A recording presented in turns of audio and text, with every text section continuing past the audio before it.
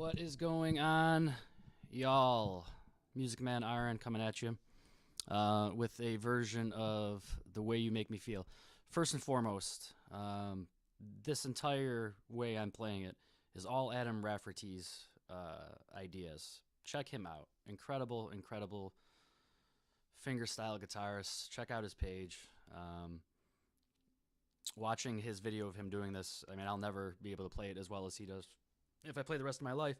But trying to learn techniques of great guitarists only makes you a better guitarist and ultimately teaches you new techniques. So check him out. So anyways, so this is my version of his version of Michael Jackson's version. How about that?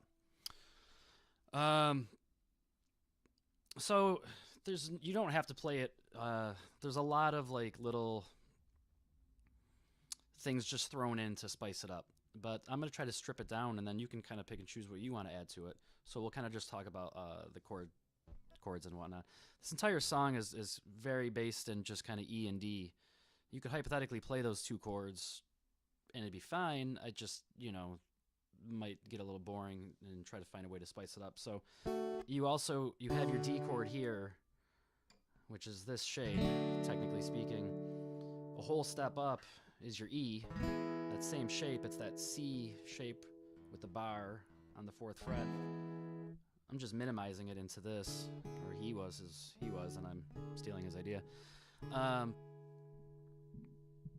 So that's the whole premise, is kind of swinging back and forth between this kind of an E and this kind of a D.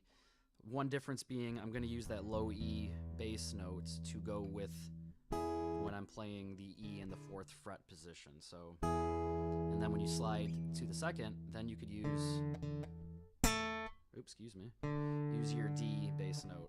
So like a standard D chord. So,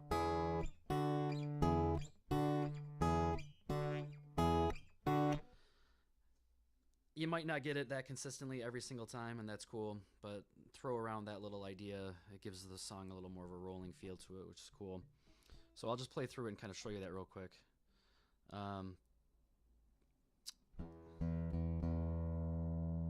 Sorry about that.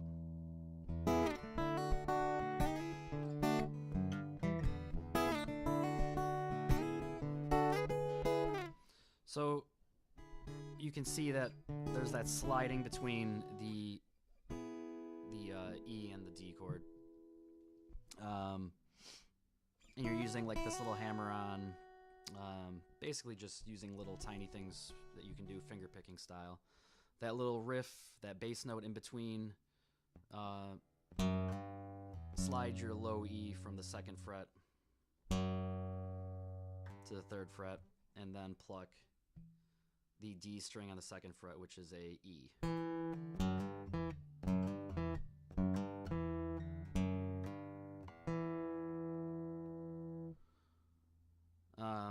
So that thing kind of comes in between. And then the last part, before it resets and starts back over again, you're playing like the bottom half of a D and an E chord again. Makes sense, right? Because that's what we've been doing the whole time. But I'm not playing it like this. I'm playing the bottom part of it. So if you played that chord,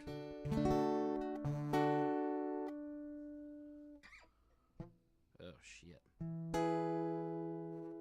And then you just take away the top part and just play the bottom part.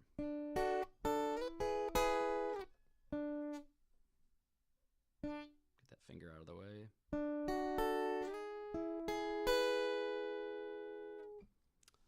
So that kind of, I think that's everything from that little riff.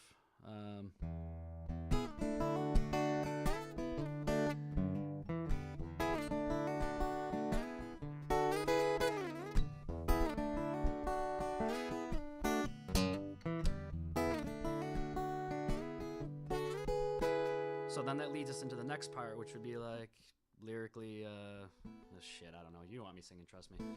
But you'll hear it's the change.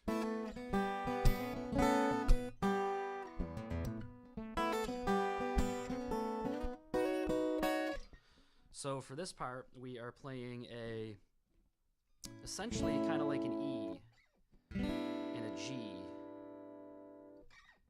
because it's a stripped down version. You know what I mean? This is a nice little way to play A. Good Lord. But we're not using that B string.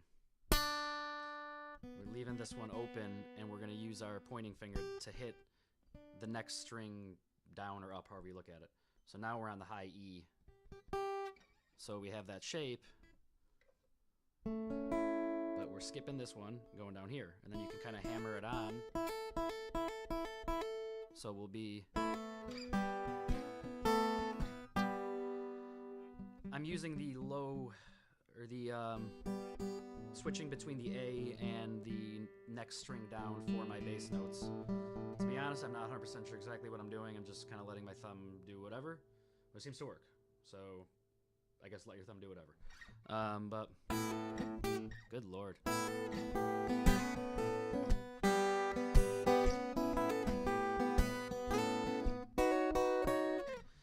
I'm adding that little hammer on the 5th fret of the low E.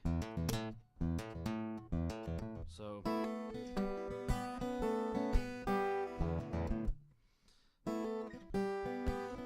and this little part is I keep these 2 fingers exactly where they are, slide it up a whole step, bar it, and now you're on the 7th fret barring. These 2 fingers are still there. These are the same as when we were here. They're up a whole step, and you're hammering on that pinky on that 9th fret. So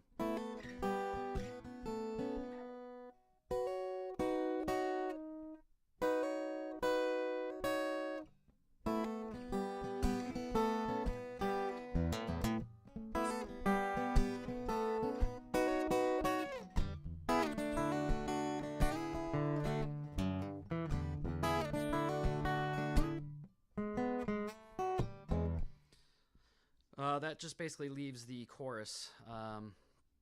So let's talk about that. Okay. Sorry, I'm laughing at myself. So we're again kind of using this D and E concept. I gotta give it, going back to Adam Rafferty, man. Shit, watch him do this song. You'll shit yourself. It's that good. So I'm gonna be kind of using a C sharp minor 7 shape. So hopefully you can see that.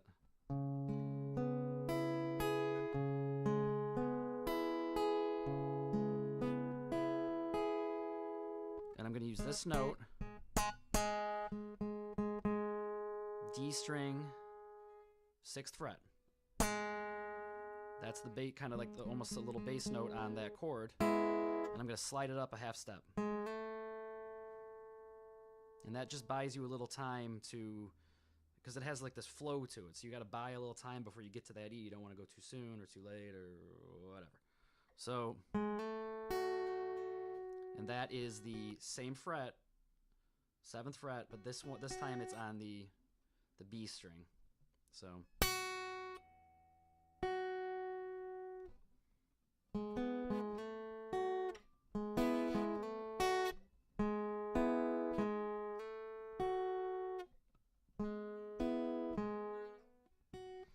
Now, that's a very specific slow motion.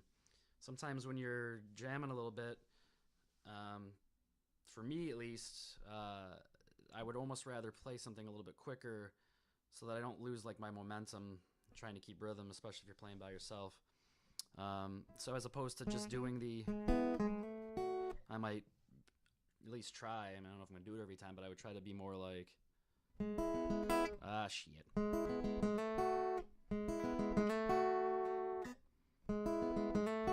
Kind of gives it a little bit more of a, I don't know, insert adjective here.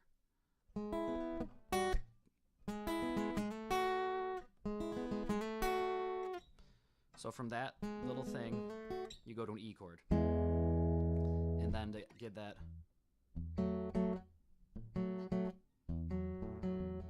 I don't know what chord this is. It's like a fragment of, I don't know, an F, I don't know. Somebody tell me in comments. That'd be cool. So it's the 4th fret of the D string and 2nd fret of the G string. I don't know which bass note to use. I'm not sure if I use the E or the A, or maybe you can use them both. I don't know. I guess I'll try playing and we'll find out. Alright, good lord. Okay, I was using the low E. I don't think you have to, though. You might be able to just do whatever the hell you want. Isn't that the beauty of it?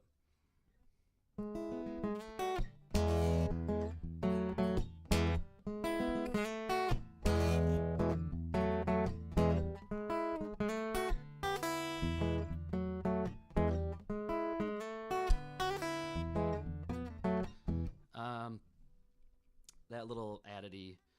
Sometimes I kind of...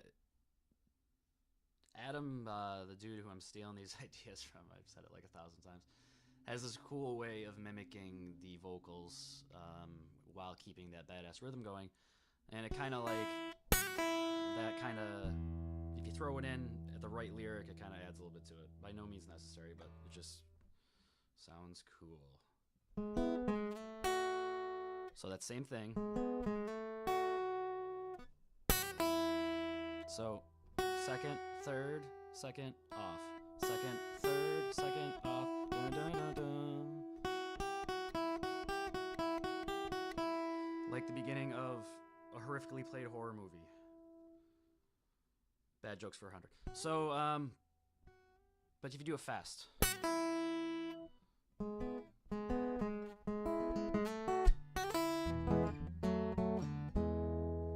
And again, that E thing is an E major chord. Hey, there's no... Yeah. And then the chord that someone's eventually going to tell me in the comment section. I don't tell others. Low E bass note, and then 4th fret, D, 2nd fret, G.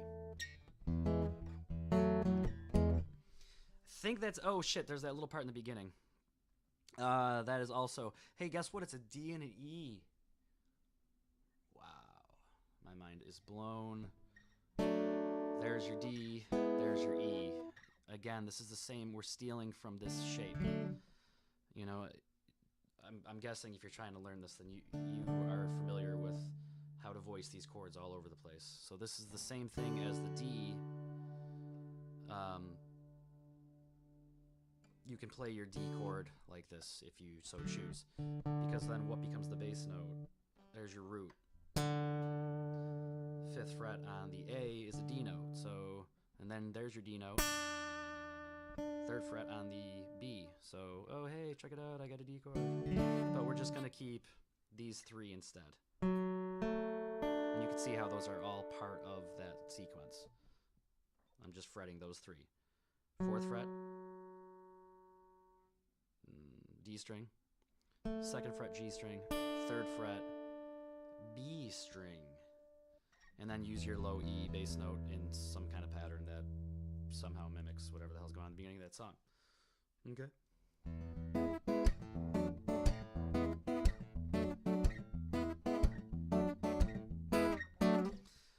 Long lesson, but thanks for hanging out and checking it out. I hope y'all like it, and check out Adam's page. Peace.